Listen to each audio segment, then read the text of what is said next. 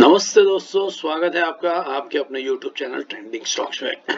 आज 24 मार्च मंडे का दिन। आज के दिन के लिए जिन तीन स्टॉक्स को हमने इंट्राडे ट्रेडिंग के पॉइंट ऑफ व्यू से आइडेंटिफाई किया था, चलिए देखते हैं इन स्टॉक्स में आज किस तरीके से मूवमेंट हुआ, प्रॉफिट हुआ या लॉस हुआ। पहला स्टॉक था GMR एयरपोर्ट।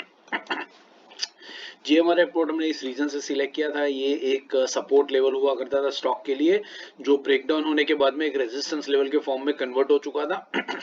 पिछले 2 दिनों से स्टॉक इसी लेवल पर होवर कर रहा था, यहीं पर आकर के रुक रहा था, इसलिए आज के दिन में हमने इस स्टॉक को पसंद किया था। यहाँ पे आज दिख रहा है कि स्टॉक काफी इस लेवल से ऊपर गया है, क्लोजिंग बेसिस पे ऑलमोस्ट 1% जैसा मूवमेंट दिखाया और इंट्राडे में काफी अच्छा खासा मूवमेंट हुआ है।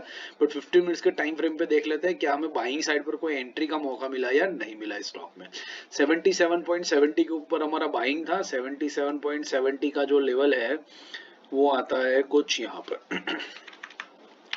This is 77.70। तो आप देख सकते हैं ये लेवल जो है स्टॉक ने दूसरी और तीसरी 15 मिनट की जो कैंडल्स है उसके अंदर में ये लेवल को टच किया। यहाँ पर एक अच्छा खासा रिजेक्शन भी स्टॉक ने लिया, तो अच्छी खासी आपकी एक एंट्री यहाँ पर बनी। आधे घंटे तक स्टॉक इस लेवल पे होवर करता रहा, तो आपको वहां पर एक एंट्री मिली होगी।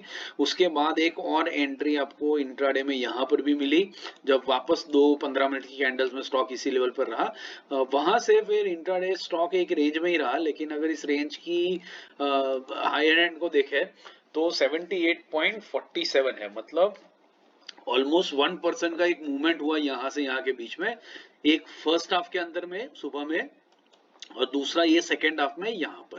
तो दोनों तरफ आपको 1% का मूवमेंट अच्छा खासा कैप्चर करने को मिला और अच्छा खासा प्रॉफिट भी आपका इस स्टॉक के अंदर में बना होगा। तकरीबन स्टॉक पूरा दिन एक 1% की रेंज में रहा, लेकिन उस रेंज के अंदर में काफी अप एंड डाउन हुआ और उसमें हमें 2 बार मौके मिले 1% का टारगेट निकालने की, जो हमने सिलेक्ट किया था कल के दिन में इस स्टॉक के लिए। तो अच्छा खासा प्रॉफिट हुआ। प्रॉफिट आपने अगर ट्रेड लिया तो कमेंट बॉक्स में जरूर से मेंशन करके हमें और हमारे व्यूअर्स को भी बताइएगा। दूसरा स्टॉक था गोदरेज इंडस्ट्रीज। गोदरेज इंडस्ट्रीज को हमने क्यों सिलेक्ट किया था देख लेते हैं।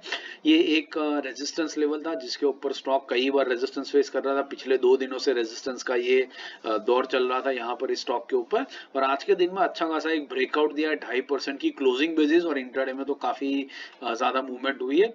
तो देख लेते हैं हमें एंट्री एग्जिट का कोई मौका मिला या नहीं मिला इस स्टॉक के अंदर में। तो बाइंग हमने रखा था 1211 के ऊपर। 1211 का जो लेवल है वो आता है कुछ यहाँ पर, दिस इज 1211। तो आप देख सकते हैं कि ये लेवल पर स्टॉक एक्चुअली आया ही नहीं, स्टॉक इससे ऊपर ही हुआ, एक गैप के साथ ओपन हुआ, 1215 के लेवल के आसपास में गैप के साथ ओपन हुआ। तो बेसिकली एंट्री करने का कोई मौका मिला नहीं।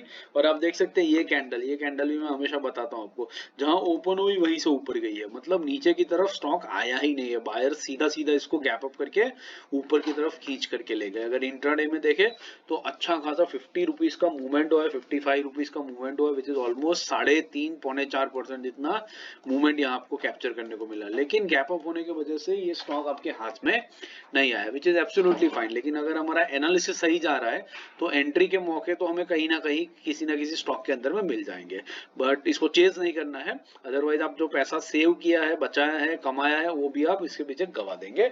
मौके मिलते रहेंगे, पेशेंटली वेट कीजिए, एनालिसिस सही है, विच इज मोर इंपॉर्टेंट। तीसरा और आखिरी स्टॉक है ग्रेफाइट इंडिया। इस स्टॉक को हमने इस रीजन से सिलेक्ट किया था, ये एक सपोर्ट लेवल हुआ करता था जो ब्रेक होने के बाद में एक रेजिस्टेंस लेवल की तरह काम कर रहा था। आज के दिन में भी स्टॉक तकरीबन उसी लेवल के आसपास में खुला, वहीं पर क्लोजिंग करी, ज्यादा कुछ बड़ा मूवमेंट नहीं हुआ है। लेकिन 15 मिनट्स के टाइम फ्रेम पर फिर भी देख लेते हैं क्या कहीं कुछ मौका मिला या नहीं मिला सेल साइड के ऊपर। तो ग्रेफाइट में सेल 466 के नीचे हमने रखा था। 466 का जो लेवल है वो आता है कुछ यहाँ पर, दिस इज 466। तो आप देख सकते हैं कि ये जो लेवल है, इस लेवल के ऊपर ही स्टॉक तकरीबन तो पूरा दिन रहा।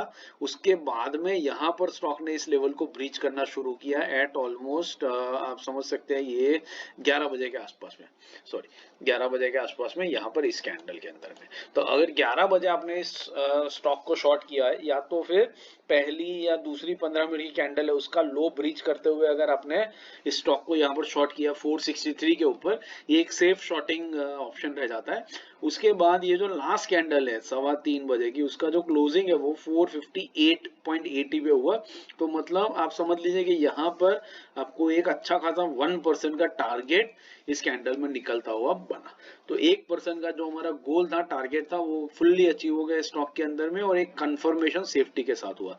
11 बजे की कैंडल में करते तो आराम से 1.5-2% इतना मूवमेंट होता, बट कंफर्मेशन फर्स्ट 15 मिनट्स की कैंडल, सेकंड 15 मिनट की कैंडल का डे का लो ब्रेक करने के बाद में अगर कंफर्म एंट्री आपने ली होती तो भी अच्छा खासा प्रॉफिट 1% का आपका इसमें बनता। आशा करता हूँ वीडियो पसंद आ रहा है और अच्छा खासा प्रॉफिट भी आपका बन रहा है।